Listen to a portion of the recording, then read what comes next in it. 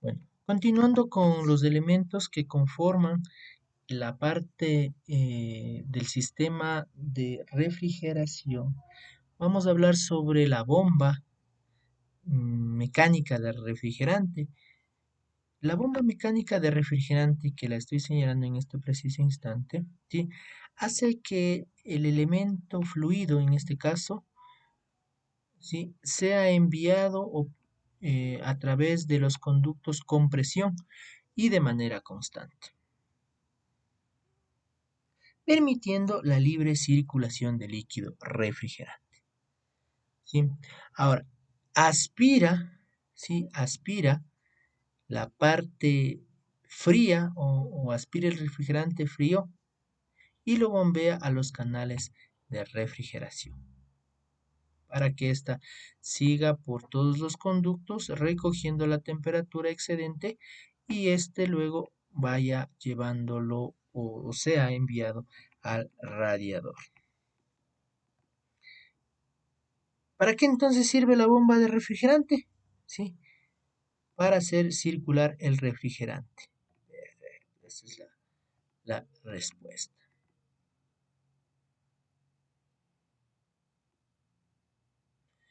¿Desde dónde se bombea el refrigerante? Desde la parte inferior del radiador hasta los conductos de refrigeración del motor. Correcto. Listo. Hablemos un poquito más del sistema. ¿Cómo está funcionando nuestro sistema? Pero para esto vamos a identificar las partes de la bomba mecánica del refrigerante. Primero, la carcasa de la bomba, ¿sí? ¿Qué es esta? Normalmente de un material entre aleación de aluminio, ¿no? El cojinete, ¿sí? El cojinete, sí, aquí está. El cojinete. En algunos casos viene una especie de rulimán aquí, ¿sí? El rotor, el rotor que está acá, que normalmente lo llamamos como impeller también, sí, que tiene las aletas. La junta, aquí tenemos una junta, y la polea. Son los componentes que tiene nuestra bomba. Ahora sí, arranquemos nuestro motor a través de lectura. Arrancamos nuestro motor y vemos cómo gira la bomba, ¿sí? Al compás del giro del motor, este giro provoca un movimiento de las aletas que va presurizando el fluido que ingresa desde, desde un conducto y posterior sale con más presión y de manera constante por el otro. ¿Sí? Ahora bien, ¿dónde es la línea de entrada? Obviamente, el refrigerante entra en la bomba desde la parte inferior del radiador. Aquí es por donde ingresa nuestro refrigerante. Ahora, por donde sale nuestro refrigerante es en la parte de acá. Fluye en dirección al motor. Ingresa por el radiador, la manguera del radiador y sale, sí, directamente a los conductos del motor. Eso básicamente es nuestra bomba. ¿Cuáles son las ventajas de una bomba centrífuga? Alta capacidad de desplazamiento de líquido, correcto. Construcción sencilla, correcto. Y tamaño reducido, también correcto. Sí, eso es correcto. Eso es lo que hace nuestra bomba. De pronto, dentro de las características o dentro de las recomendaciones, antes que características, siempre cuando se haga un montaje, ¿no? De la bomba, es prudente realizar una limpieza previa de la superficie plana, ¿sí? Y poner el empaque que es ahí, ¿no? Es un empaque de papel. Es importante ponerle ahí.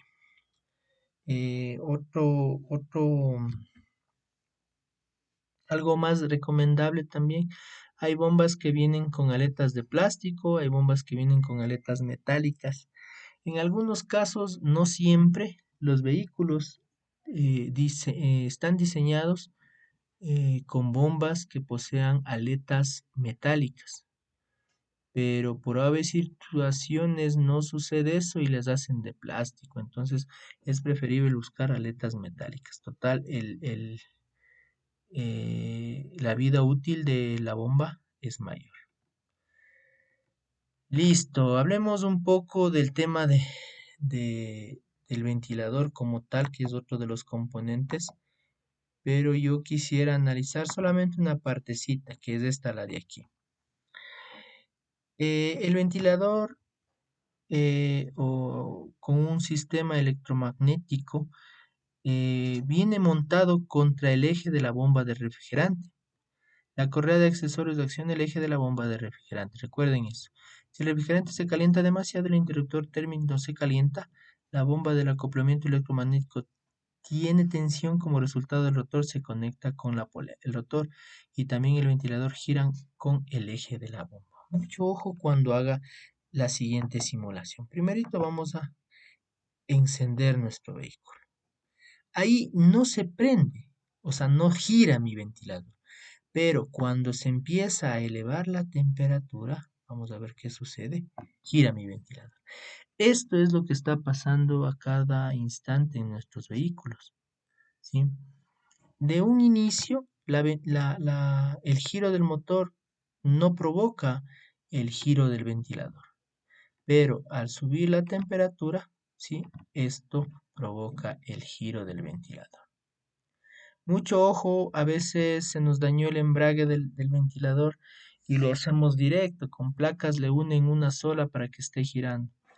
Puede ser que sirva, porque es funcional y sirve, pero no es la mejor alternativa, porque volvamos nuevamente al análisis inicial del funcionamiento o de la temperatura de funcionamiento que debe ser ideal para cada uno de los vehículos. Sí, miremos acá entonces las partes. ¿Cómo está distribuido? ¿Sí? ¿Cómo está distribuido mi motor? Claro, el motor o el embrague del ventilador más que el motor, ¿sí? Aquí todavía no se acopla porque las bobinas no han llegado a su adecuado funcionamiento. Pero en este caso ya se acopla, se desacopla y se acopla, ¿sí? Eso es lo que sucede. Pronto no vamos a ahondar mucho en el tema, pero sí que quede en consideración cómo funciona el sistema. ¿Ya?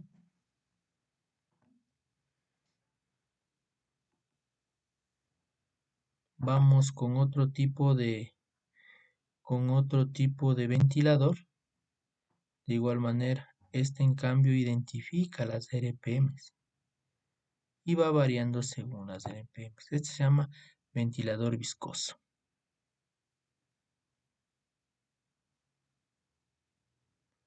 ¿Cómo funciona internamente mi ventilador viscoso? Similar al anterior, ¿no? Similar al anterior. Bueno, vamos a hablar un poquito sobre el sensor de temperatura, ¿sí? El sensor de temperatura lo que nos permite es identificar realmente cuál es la, la cantidad de calor en grados que contiene mi refrigerante. O sea, mide la temperatura, más claro. Déjenme que se proyecte. Permítame un poquito.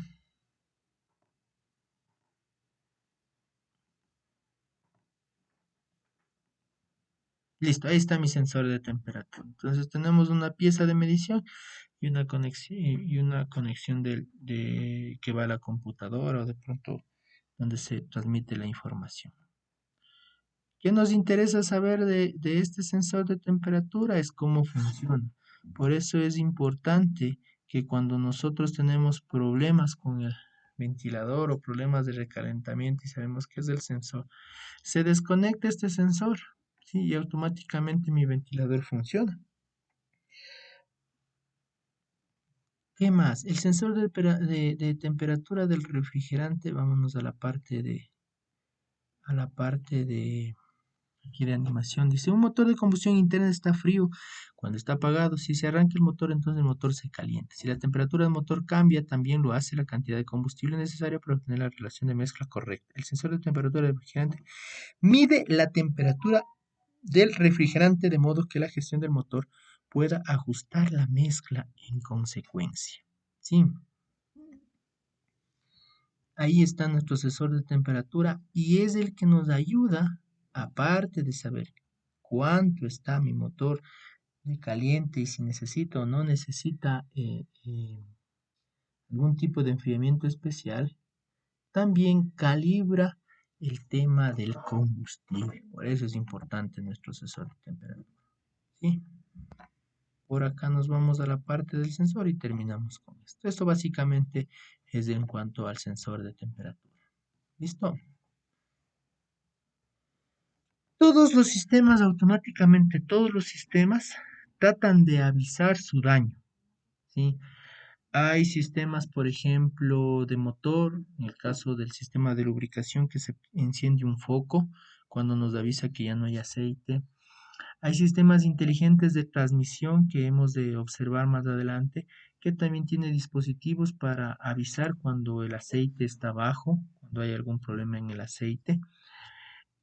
Hay motores o hay carros que nos avisan inclusive la temperatura del aceite. Bajo esa misma analogía y bajo ese mismo principio tenemos indicadores que nos permiten visualizar cómo está trabajando nuestro sensor de temperatura, cómo está trabajando nuestro sistema de temperatura, de refrigeración. El sistema de refrigeración puede fallar. El motor se calienta demasiado o permanece demasiado frío. Esto provoca un desgaste grave del motor. Para evitar el desgaste del motor, las señales de salpicadero proporcionan advertencias. ¿Sí? Vamos a analizar si es que de pronto va a avisarnos en el salpicadero si tienen temperaturas de refrigerante, nivel de refrigerante. Observemos el siguiente gráfico para entender mejor. Listo.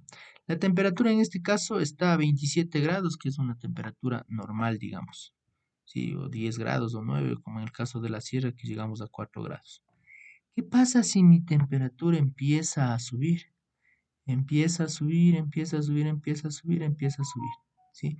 Ha excedido de los 100 grados centígrados, donde normalmente hay el punto de ebullición, y hay una alerta en el tablero que nos avisa qué es lo que ha sucedido. Entonces, mucho ojo con esto, mucho ojo en que todos los componentes tienen un sistema que nos permite informarnos de lo que sucede.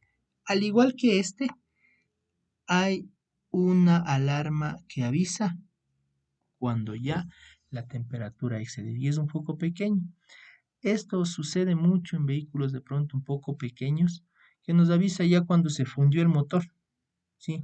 Entonces, no tienen ese mecanismo para irnos avisando progresivamente, ¿no? ¿Cómo se advierte el conductor en este vehículo? Sube la temperatura con el control de deslizante mediante una luz de testigo. Una sola luz nos va a avisar que ya hubo problemas de funcionamiento, ¿sí? Déjenme ver. Vámonos por acá.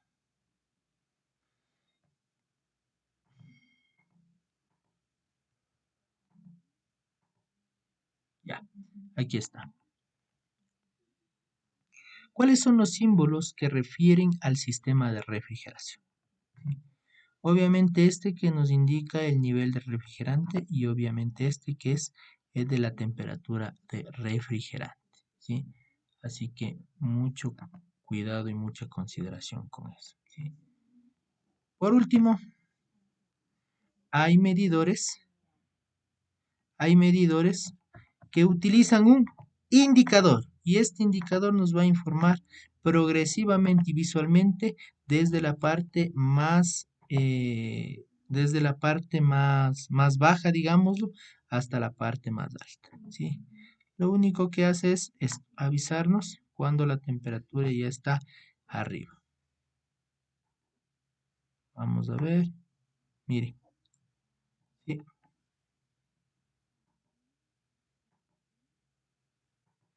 Entonces, este tipo de elementos de relojes que nos ayudan a visualizar, nos van informando cómo va subiendo la temperatura. ¿Sí?